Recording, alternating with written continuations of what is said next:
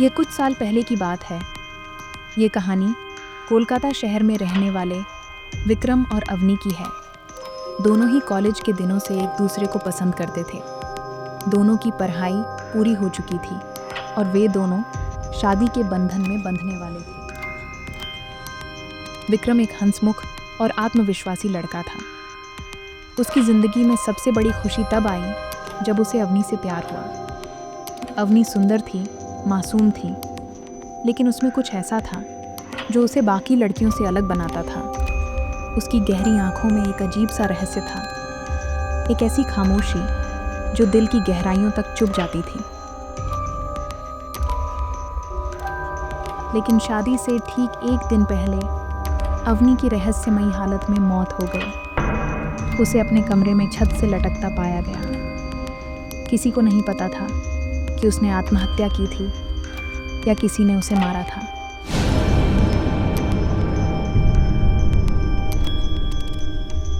विक्रम ने जैसे ही अवनी के मरने की खबर सुनी, उसका तो होश ही उड़ गया।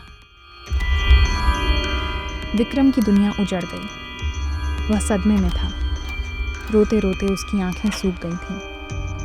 वह अकेला अपने कमरे में बैठा अवनी की तस्वीरें और मैसेज देखता रहता। लेकिन असली डरावनी घटनाएं तब शुरू हुईं जब उसे लगने लगा कि अवनी अभी भी उसके आसपास है।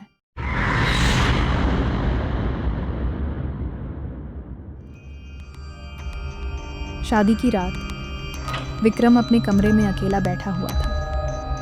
वह शराब के घूंट भरते हुए छत को घूर रहा था। अवनी, तुम मुझे अकेले छोड़कर क्यों चली गई?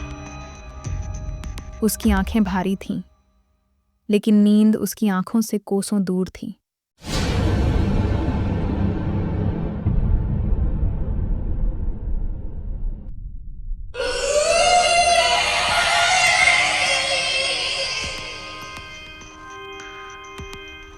कमरे में हल्का अंधेरा था। बस एक मोमबत्ती जल रही थी।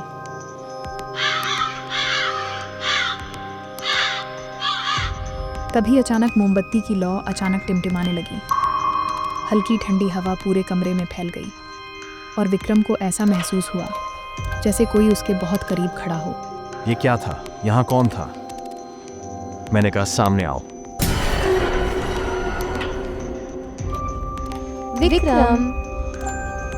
उसने धीरे धीरे अपनी गर्दन घुमाई और उसकी सांसें थम गईं। अवनी वहीं थी, लाल जोड़े में, ठीक वैसी ही जैसी वह शादी के दिन होती। लेकिन उसका चेहरा सफ़ेद और बुझा हुआ था। आंखें गहरी काली और खाली, और होंठ इतने नीले जैसे उनमें जान ही न हो। विक्रम, देखो मैं आ गई। अवनी? अवनी ने धीरे धीरे उसकी तरफ कदम बढ़ाया।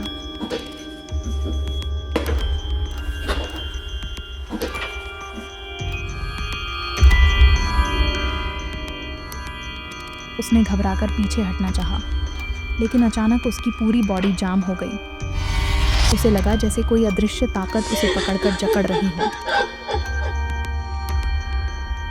अवनी अब उसके ठीक सामने थी। अवनी, तुम ऐसे आत्महत्या क्यों की? क्या तुमने एक बार भी मेरे बारे में नहीं सोचा कि तुम्हारे बाद मेरा क्या होगा? ऐसा नहीं है विक्रम। दरअसल तुम्हारी माँ से किसी पंडित ने कहा था कि मेरे की कुंडली में मांगलिक दोष है और शादी के बाद मैं तुम्हारे की मृत्यु का कारण बनूंगी। तुमसे दूर होकर मैं भी जीते जी मर चुका हूँ। मुझे तुम्हारे साथ रहना है। विक्रम, मैं भी तुम्हारे बगैर अधूरी हूँ। मैं भी तुमसे बहुत प्यार करती हूँ। अवनी ने धीरे से झुककर उसके होंठों पर अपने होंठ रख दिए। लेकिन यह कोई आम चुंबन नहीं था।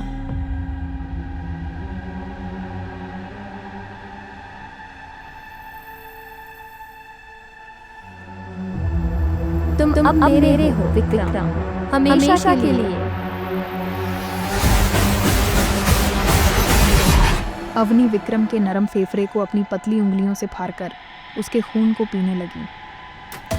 उसकी पूरी बॉडी झटके खाते हुए बिस्तर पर गिर पड़ी। कमरे की सभी लाइटें बुझ गईं। चारों ओर भयानक अंधेरा छा गया। विक्रम के मौत के बाद दोनों हमेशा के लिए एक हो गए।